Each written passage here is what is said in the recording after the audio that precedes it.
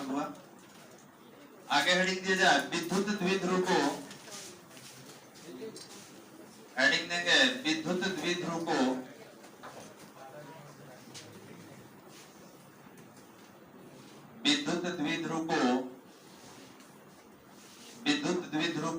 विद्युतीय क्षेत्र में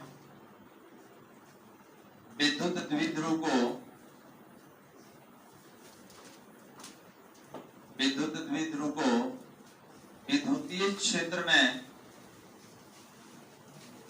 विद्युतीय क्षेत्र में घूर्णन कराने में विद्युतीय क्षेत्र में घूर्णन कराने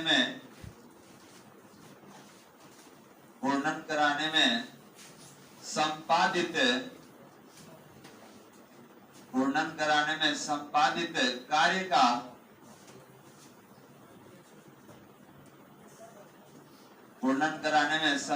कार्य का व्यंजक विद्युत द्विध्रुव को विद्युतीय क्षेत्र में घूर्णन कराने में संपादित कार्य का व्यंजक। इंग्लिश में लिखना हो the expression of work done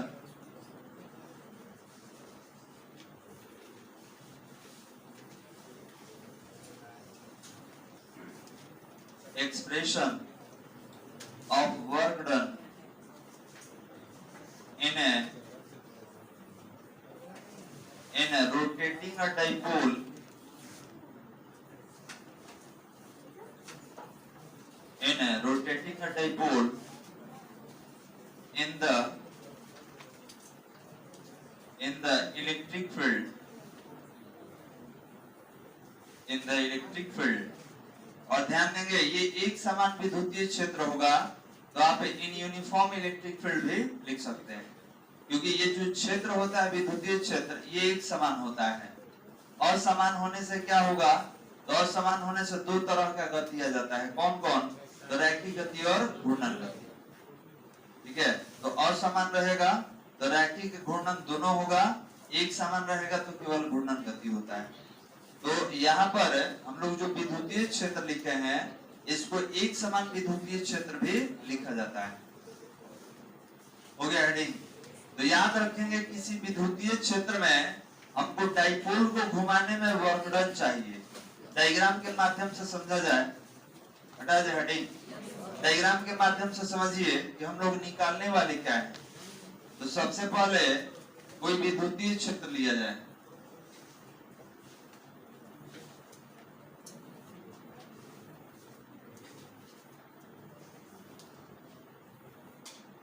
इस तरीके से हमने विद्युतीय क्षेत्र लिया और इस क्षेत्र का जो डायरेक्शन है आप देख पा रहे हैं सामने, विद्युत क्षेत्र का जो डायरेक्शन है सामने है। अब इसमें किसी डाइपोल को लेके आना है। तो मानिए हमारे पास कोई डाइपोल है, डाइपोल में एक माइनस आवेश एक प्लस आवेश दोनों के बीच का दूरी 12 होता है। अब इसको विद्युतीय क्षेत्र में लेके हम आ गए। तो अब विद्युतीय क्षेत्र में लेके आ गए तो क्षेत्र इसको घुमाना शुरू करेगा। इस पे कल ही बात हुआ था, याद है? इसमें घूर्णन कराएगा। तो आपसे कहा गया कि 0 से 90 घुमाए, डाइपोल को घुमाया गया। तब बताइए कि क्षेत्र कितना काम किया होगा। ठीक है, 90 से 180 घुमा दिया, तब बताइए वर्क डन 180 से 270 और 360। क्योंकि जब घूमेगा तो क्षेत्र काम करता है, तो क्षेत्र कितना काम करेगा यही हम लोग को बताना है। क्लियर है बालक? और क्षेत्र कैसा लेंगे, एक समान लेंगे, क्योंकि असमान से दो गति आ जाता है इसमें। तो लिखा जाए लैंग्वेज लिखा जाए, थोड़ा सा लिखेंगे। माना कि किसी एक समान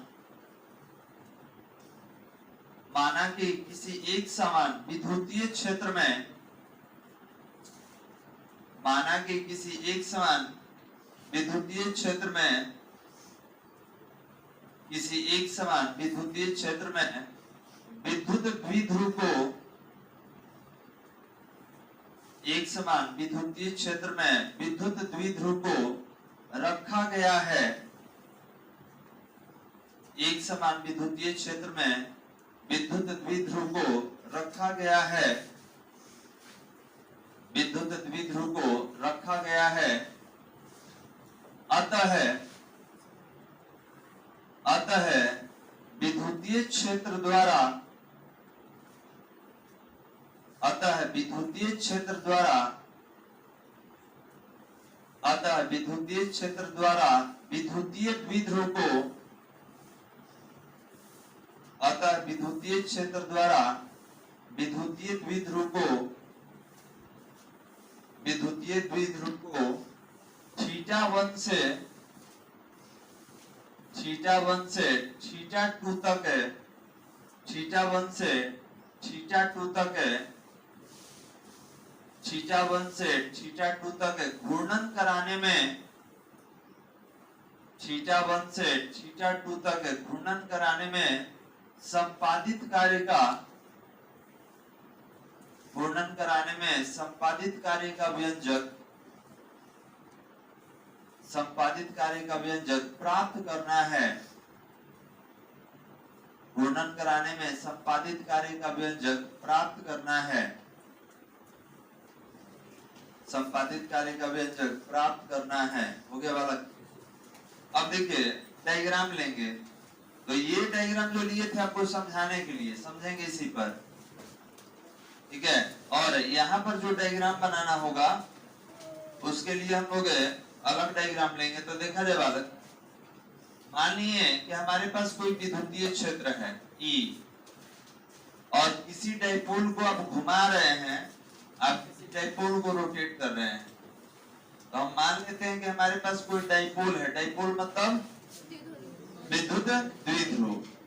इसमें ध्रुव को आवेश रहता है बालक, जिसका परिमाण समान और प्रकृति विपरीत होता है, यही डाइपोल है।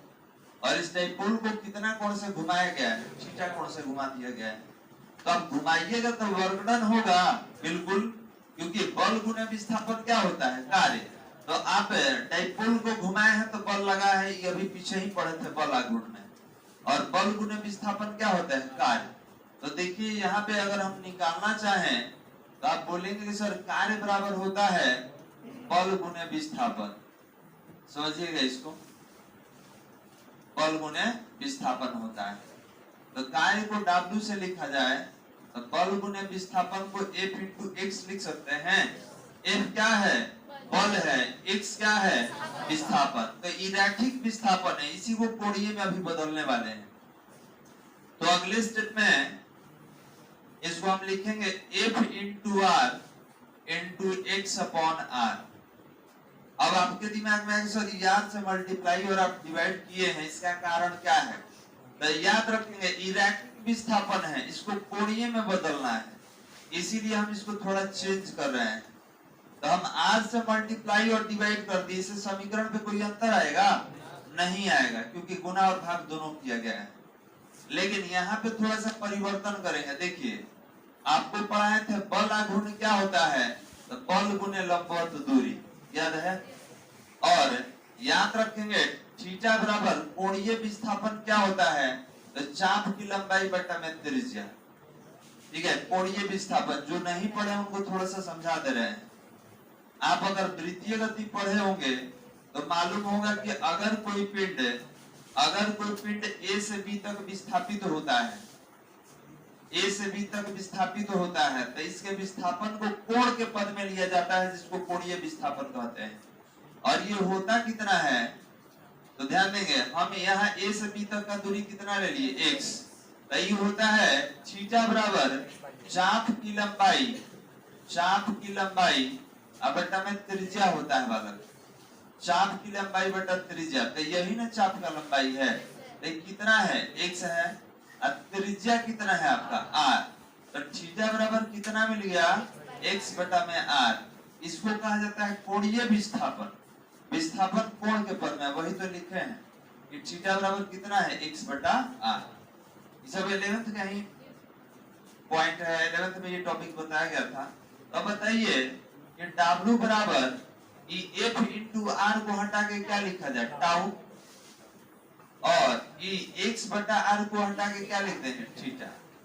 तो w बराबर टाउ इनटू थीटा मिल गया। इसको समीकरण 1 दे दें तो आप डायग्राम बना के इसको लिखिए, थोड़ा सा डायग्राम बना के लिखिए।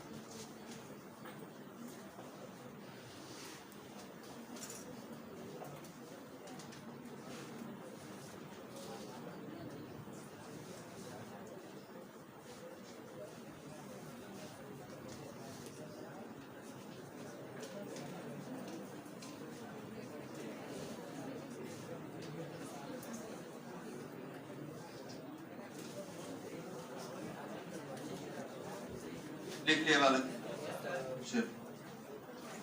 समीकरण 1 के नीचे लिखा जाए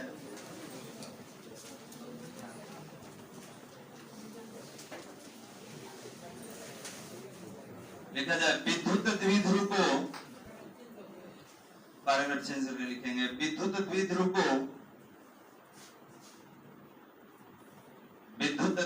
को अल्प विस्थापन, विद्युत द्विध्रुव को अल्प मतलब कम होता है, अल्प विस्थापन करने पर विद्युत द्विध्रुव को अल्प विस्थापन करने पर संपादित कार्य, अल्प विस्थापन करने पर संपादित कार्य हो गया वाला। ये बताइए कभी पीछे कितना पढ़े हैं आप? तो पीछे पढ़े हैं कि W बराबर टाउ इनटू थीटा, याद है? अब आपने बोला कि अगर मेरा विस्थापन छोटा हो जाए, विस्थापन अल्प हो जाए तो आपका वर्क डन भी क्या हो जाएगा? अल्प हो जाएगा। याद रखेंगे अगर विस्थापन छोटा कीजिएगा तो आपका काम भी कितना होगा? छोटा। तो याद रखेंगे कि किसी भी भौतिक राशि को अगर छोटा दिखाना हो तो उसमें डी यूज किया जाता है, ठीक है? डी से एलिमेंट्री हो जाता है, क्रॉस सेक्शनल हो जाता है, यूनिट हो जाता है। तो डी लग गया तो छोटा हो गया वाला। अब आपने बोला कि अगर विस्थापन छोटा होगा तो वर्क डन भी छोटा होगा। अब टोटल के लिए निकालना है। कोई कह देगा हम 0 से 90 घुमाए, 0 से 180 घुमाए हैं, 0 से 270 घुमाए हैं। तो जब टोटल निकालना होगा तो टोटल के लिए हम लोग समाकलन करते हैं, ठीक है? समाकलन मतलब संपूर्ण का आकलन होगा।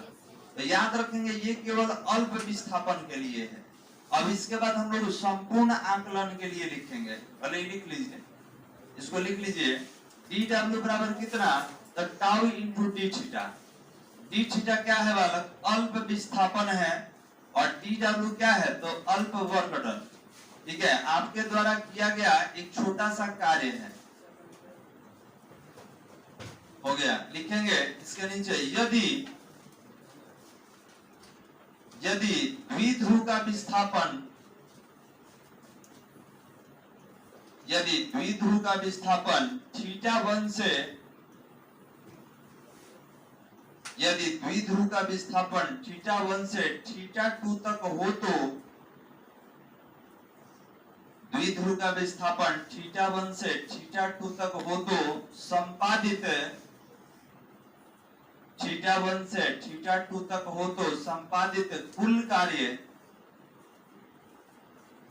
θ1 से θ2 तक हो तो संपादित कुल कार्य। अब बताइए कि विस्थापन कहां से कहां करना है, θ1 से θ2 तक। तो यहाँ पे ध्यान देंगे बालक, समाकलन करना होगा टाउ इंटू डी थीटा। कहां से, तो θ1 से θ2 तक, ये भी θ1 से θ2 तक, θ1 से θ2 तक। अब यहाँ पे dw का समाकलन क्या होगा, तो dw का समाकलन w होगा वर्क डन। और एक चीज और ध्यान देंगे, यहाँ पे जो आप θ1 θ2 लिखे हैं, ये केवल ये सूचित कर रहा है कि आपका काम कहां से कहां तक हुआ है। तो यहाँ लिख देंगे कि हमारा जो वर्क डन हुआ है ये θ1 से कहां तक हुआ है, θ2 तक। अब यहाँ पर टाउ बराबर, अभी पीछे पढ़ाया गया था कि टाउ बराबर होता है p sin थीटा, याद है, इंटू डी थीटा। कहां से कहां तक, ये हो जाएगा θ1 से θ2 तक। अब इसको आगे हल करते हैं। तो ये वर्क डन कार्य हो गया कहां से कहां तक, तो θ1 से θ2 तक। इसमें p और e को बाहर कर लीजिए, p और e को, अंदर हो जाएगा sin theta into D theta. कहां से कहां तक, तो θ1 से θ2 तक। नीचे वाले को लोअर लिमिट, ऊपर वाले को अपर लिमिट कहा जाता है। समाकलन आप पढ़े ही होंगे। अब ये बताइए कि sin थीटा का समाकलन क्या होता है, sin थीटा का समाकलन क्या होगा जी, आधा तो समाकलन ही नहीं पढ़ा है, माइनस कॉस थीटा। देखिए जो नहीं पढ़े उनके लिए अल्लाह नहीं। देखो जी 4 नंबर में sin x इंटू dx का कितना दिख रहा है, माइनस कॉस है। तो याद रखेंगे कि अगर sin थीटा लिया जाए तो sin थीटा का कितना होगा, माइनस कॉस थीटा, जो कि हम लोग यूज करने वाले हैं। चलिए देखिए इधर, तो यहाँ पर sin थीटा है, तो इसका समाकलन हम लोग यूज करने वाले हैं। और याद रखेंगे ये वर्क डन कहां से कहां तक के लिए हो रहा है, तो θ1 से θ2 तक के लिए कर रहे हैं। p को बाहर रखिए, बात नहीं। sin theta into D theta, आपने बोला कि माइनस कॉस थीटा, ठीक है। कहां से कहां तक, θ1 से θ2 तक। माइनस को बालक बाहर कर लीजिए, तो वर्क डन फ्रॉम θ1 टू θ2, और माइनस बाहर हो गया तो अंदर बच जाएगा केवल cos थीटा। cos थीटा कहां से कहां तक, θ1 से θ2 तक। अब एक बार अपर लिमिट, एक बार लोअर लिमिट। वर्क डन θ1 से θ2 तक, बाहर कितना है, माइनस pe। ध्यान देंगे एक बार आपको थीटा की जगह पे अपर लिमिट रखना है, एक बार लोअर लिमिट। तो यहाँ पर क्या होगा कि cos θ2 और माइनस cos θ1। अब माइनस को अंदर भेजिए, work done from θ1 to θ2, minus को अंदर भेजा जाए। तो जब माइनस अंदर आएगा बालक, तो देखिए इसके आगे क्या है, प्लस। तो प्लस माइनस माइनस और माइनस माइनस प्लस, तो ये cos θ1 पहले आ जाएगा, ये पहले आ गया, और ये पीछे चला जाएगा cos θ2। तो ध्यान देंगे बालक, यहाँ पर cos θ1 पहले आ गया, cos थीटा 1 पहले आ गया, क्यों? क्योंकि माइनस माइनस प्लस, और cos थीटा 2 पीछे। तो यही आपका वर्क डन है बालक, यही आपका फॉर्मूला है। अगर कोई कह देगा कि हम 60 से 90 घुमाए हैं, 30 से 60 घुमाए हैं, 0 से 90 घुमाए हैं, जितना कह देगा प्रारंभिक जो उसका होगा थीटा 1 होगा, और जहां तक घुमाएगा वो थीटा 2 होगा। चलिए तो आप लिखेंगे इसको, ठीक है? ये वाला हो गया था ना वाला, यहीं से लिखना है ना? चलिए जल्दी लिखिए तो इसको।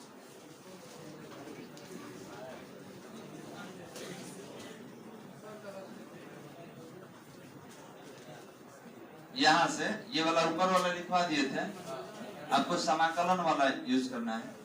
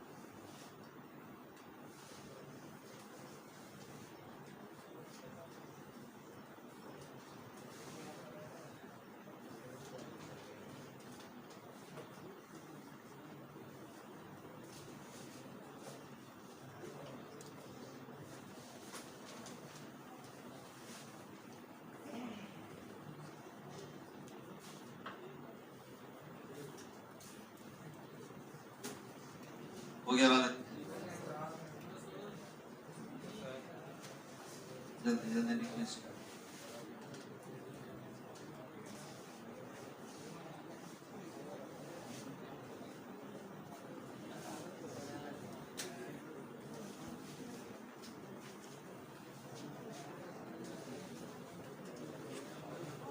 इसका फॉर्मूला ऑब्जेक्टिव में बहुत बार पूछा गया है, प्रैक्टिस करेंगे तो आप देखिएगा, या इस यूनिट का असाइनमेंट हम ऐप में ऑलरेडी डाल चुके हैं, आप वहां भी देख सकते हैं, जो प्रीवियस पेपर का क्वेश्चन है वहां भी दिया गया है।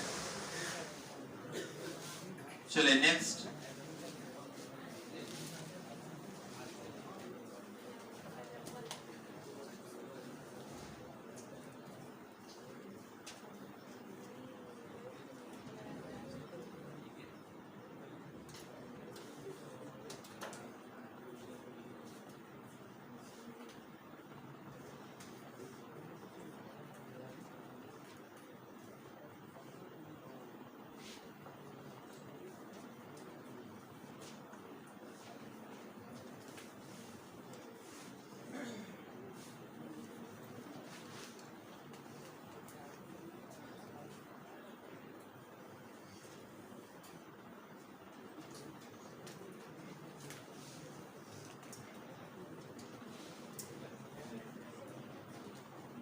हो गया बालक?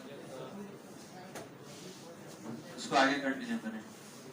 तो ये किसके लिए है? किसी भी विद्युत द्विध्रुव को विद्युत क्षेत्र में थीटा 1 से थीटा 2 तक घूर्णन कराने के लिए ये सूत्र काम करेगा। और याद रखेंगे ये सभी स्थिति में यही सूत्र हम लोग यूज करेंगे। लेकिन जब आपको कह दिया जाए कि 0 से 90, 0 से 180, मतलब जिसमें प्रारंभिक स्थिति 0 डिग्री हो, तो उसके लिए थोड़ा सा छोटा कर ले रहे हैं। यहाँ पे यहाँ लिखेंगे कि जब थीटा 1 बराबर 0 डिग्री तथा थीटा 2 बराबर थीटा हो तो, अब ध्यान देंगे अंतिम वाले का मान हम नहीं दिए हैं, क्योंकि हो सकता है कोई 0 से 90 तक जाए, कोई 180 तक जाए, कोई 270 तक जाए, तो इसीलिए हम थीटा कर लिए। लेकिन प्रारंभिक बिंदु आपका क्या दिया गया है? 0, क्योंकि आप जहां चलेंगे तो मैक्सिमम ज्यादा हम लोग 0 से ही चलते हैं। लेकिन अगर कोई कह देगा कि हम 30 से 60 चले हैं, तब इस फॉर्मूला में रखना होगा। ठीक है, ये 30 हो गया यहाँ पर 60, और अगर 0 से रहेगा तब तो ये डायरेक्ट हम फॉर्मूला यूज कर लेंगे। तो वर्क डन हो गया बालक, ये हो गया PE, और यहाँ पर cos θ1, θ1 मतलब प्रारंभिक कोण, तो आपका 0 डिग्री, और कहां तक गए हैं? थीटा तक, तो cos θ, cos 0 डिग्री का वैल्यू कितना होता है? 1 होता है। यहाँ पर W इक्वल टू BE, और 1 माइनस cos θ हो जाएगा बालक, ये समीकरण नंबर कितना हो जाएगा? 2, 3, देख ले रहे हैं, पीछे सेकंड था, ये थर्ड हो जाएगा। तो ध्यान देंगे ये फॉर्मूला केवल और केवल तभी काम करेगा जब आप 0 से चलेंगे। कोई बोला कि 0 से 90 चले हैं, 0 से 180 चले हैं, 0 से 270, तभी ये फॉर्मूला हम लोग यूज करेंगे। तो आप यहां से बालक, यहां से लिखिए तो आगे।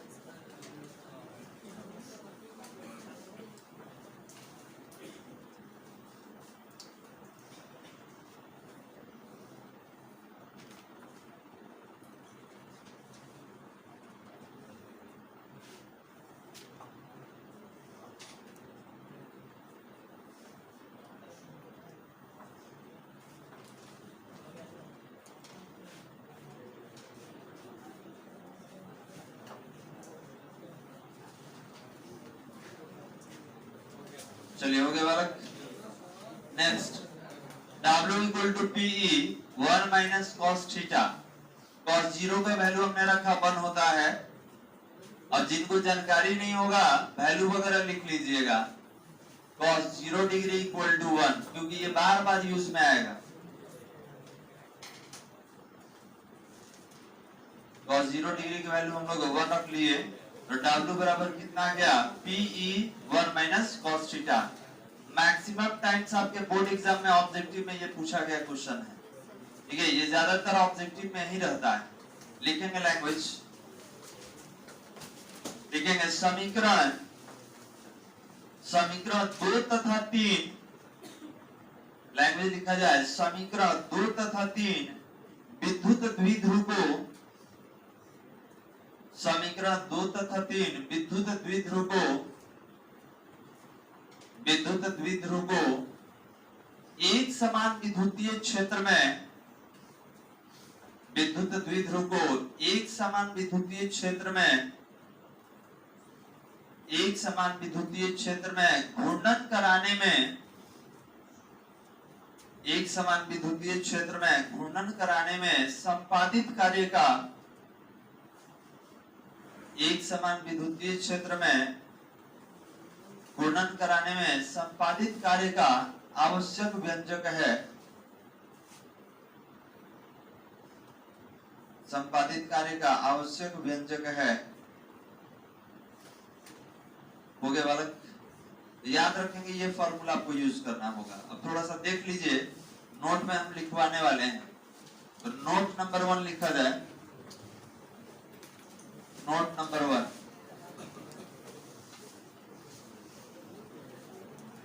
हो गया बालक, तो अब पहले देखिए, उसके बाद ही लिखना होगा। फॉर्मूला है W बराबर PE 1 माइनस cos θ।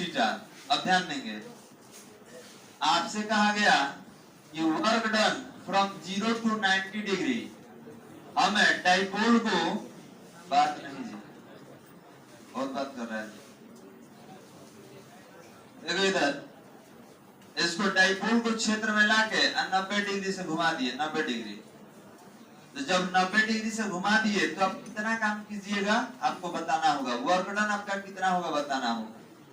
90 डिग्री से घुमाए, तो अगर 90 डिग्री से घुमाइएगा तो यहाँ पर क्या करेंगे, W बराबर, यहाँ पर W बराबर PE, ये हो जाएगा 1 माइनस cos 90 डिग्री। cos 90 का वैल्यू क्या होता है? 0।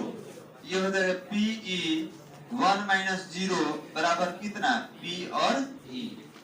कोई दिक्कत वाला? तो हम यहाँ पर लिख सकते हैं कि 0 से 90 तक घुमाने में हमको कितना काम करना पड़ेगा P। अब आपसे कहा गया वर्क डन फ्रॉम 0 to 180, 0 से 180 डिग्री तक घुमाना है, वर्क डन बताइए। अल्लाह नहीं जी, शांत रहो। अब क्या करेंगे हम लोग, यहाँ पर कॉस जो थीटा आपने लिखा है कॉस 180 डिग्री, अब ये कितना होगा PE 1 माइनस कॉस 180 का वैल्यू -1 होता है, -1। अब ये हो गया PE 1 माइनस माइनस प्लस, ये कितना हो गया 2P हो गया ना जी, 1 1 2 और P से मल्टीप्लाई करेंगे तो याद रखिएगा ये हो जाएगा 2PE। अब आपको कहा गया work done from 0 to 270 degree, 270 तक निकालिए, फिर इसी में उठा के रखेंगे, सब तो इसी से बनेगा,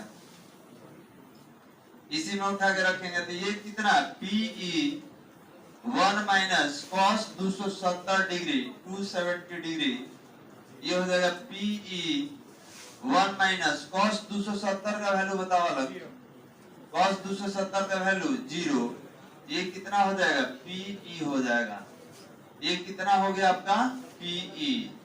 work done from 0 to 360 degree, 360 पे निकालना है जी, 270 पे निकाल लिए, 360 तक चेक करना है तो यहाँ पर कितना हो जाएगा PE 1 minus cos 360 degree, cos 360 का वैल्यू बताइए, 1 होता है, 1 में से 1 जाएगा 0, टोटल क्या होता है 0, तो वर्क डन कितना 0। तो आपको ये नहीं लिखना है, इसी में तो रख के हम चेक किए हैं, ई सब से ही निकाला गया है, तो आपको ऑब्जेक्टिव के लिए ये निकाल के बताया गया है। अगली क्लास में पूछेंगे आपसे कि डाइपोल को अगर 0 से 90 घुमाए, 0 से 180 घुमाए, 90 से 180 घुमाए, 180 से 270 घुमाए, सब पे पूछेंगे, आपको एक एक करके बताना। ठीक है, तो अब समझिए एक बार फिर से आपको बता दे रहे हैं कि मान लिए यहाँ से आप चलना शुरू किए 0 से, आपको मालूम है कि ये 90 होता है, ये 180 होता है, ठीक है, ये 270 होता है और पुनः यहाँ पे 360। पढ़े बालक? तो याद रखिएगा कि अगर आप 90 यहाँ से यहाँ तक घुमा दिए डाइपोल को, इसका मतलब आप कितना वर्क डन कर दिए P। ऊपर चले हैं तो प्लस में कि माइनस में? प्लस में। तो ये बताइए कि अगर कोई यहाँ से यहाँ आएगा तो ये भी तो प्लस में चला है, 90 डिग्री चलने पे हमारा काम कितना हो रहा है P। तो यहाँ भी अगर 90 से यहाँ चले P, तो यहाँ से यहाँ आइएगा तो एक और P बढ़ जाएगा, तो ये कितना हो जाएगा +2PE। कोई दिक्कत बालक? तो याद रखेंगे P और P कितना 2P। अब हमको ये बताइए कि ये 270 ये मूल बिंदु होता है, ऊपर वाला प्लस नीचे वाला माइनस। तब अगर कोई 180 से मतलब रोटेशन में इधर आता है बालक, 180 से 270 आएगा तो कितना काम करेगा -P। समझिए बालक, 180 से 270 आएगा, हम 0 से नहीं ले रहे हैं, कहां से ले रहे हैं 180 से, 180 से 270 आएगा तो एक काम होगा -2P। पहले से कितना था आपके पास 2P, आप 180 से 270 आए तो कितना -P, इसमें से -P घटा दीजिए तो कितना हुआ P। तो याद रखेंगे ये टोटल के लिए हो गया, क्योंकि हमारे पास पहले से 2P था और आप अगर यहाँ से यहाँ चलते हैं तो कितना काम करते हैं -P, तो हम टोटल में से घटा देंगे, जो बच जाएगा हमारा टोटल वर्क डन हो जाएगा। तो याद रखिएगा कि अगर कोई व्यक्ति 0 से 90 चलता है तो +P, अगर 0 से 180 चलता है तो +2P, क्योंकि P और P दोनों प्लस में है और ये माइनस में होता है, तो आपके पास +2P है, -P माइनस कर दीजिए तो यहाँ पर वर्क डन कितना मिल जाएगा +P।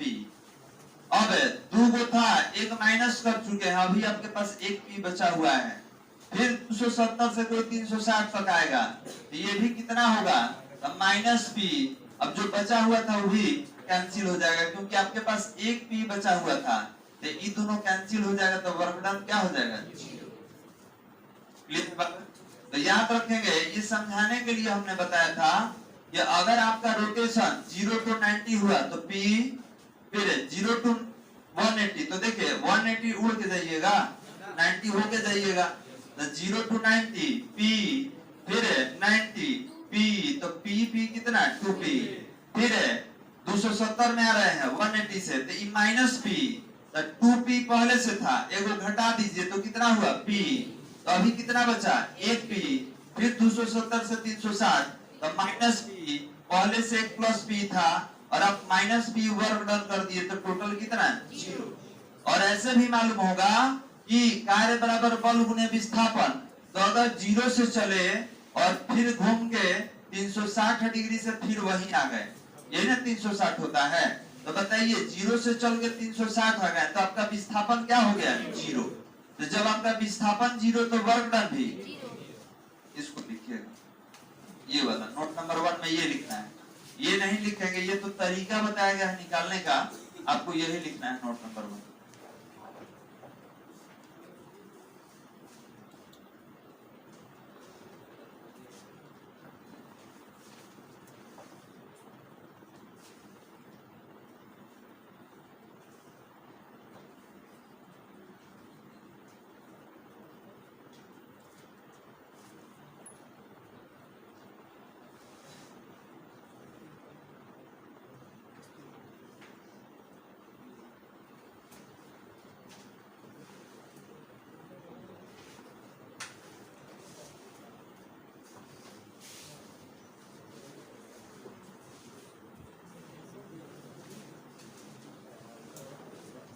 हो गया बालक,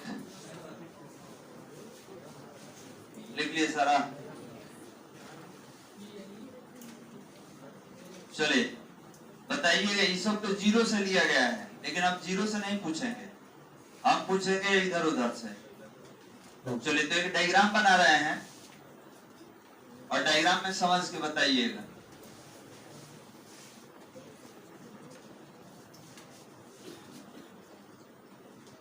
ये आपको मालूम है, ये फर्स्ट कोऑर्डिनेट होता है, ये सेकंड कोऑर्डिनेट, ये थर्ड कोऑर्डिनेट और ये फोर्थ कोऑर्डिनेट। अब इससे आप पूर्व परिचित हैं,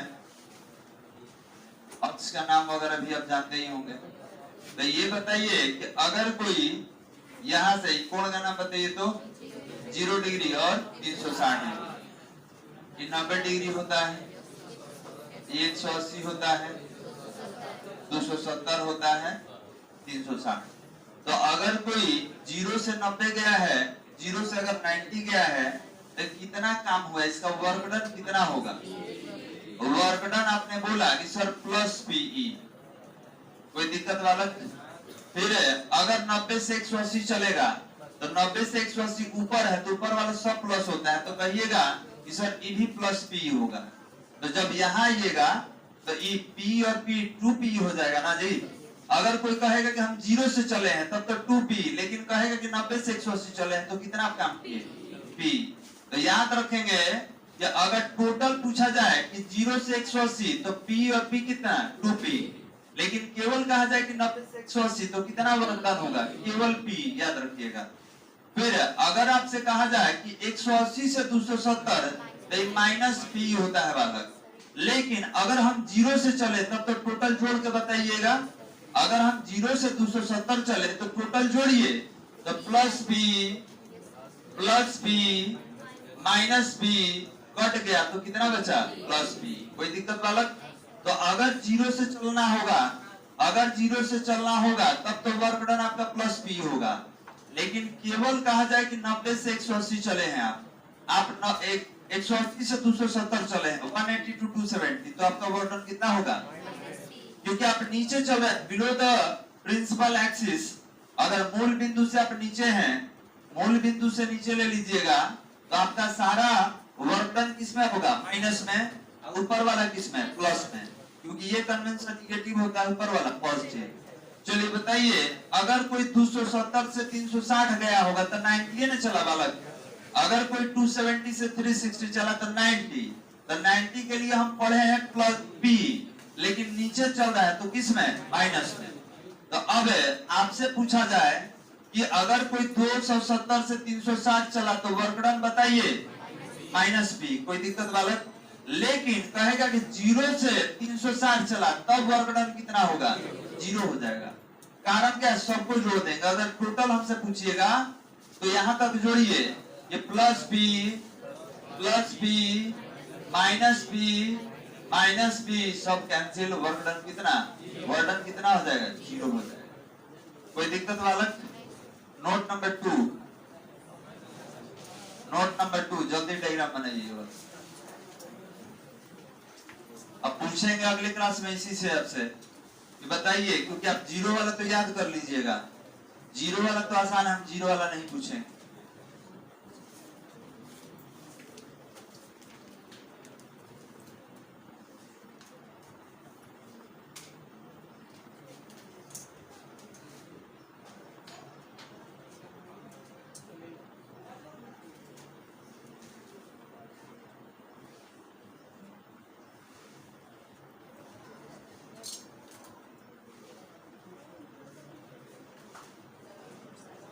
हो गया?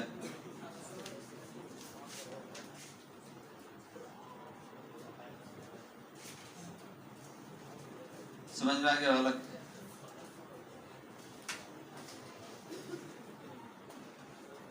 कोई ऐसा व्यक्ति जिनको नहीं समझ में आया?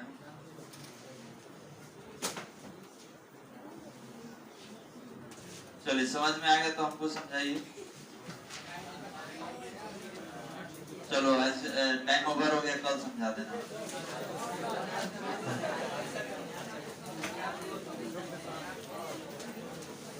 चलिए क्लोज करता हूँ,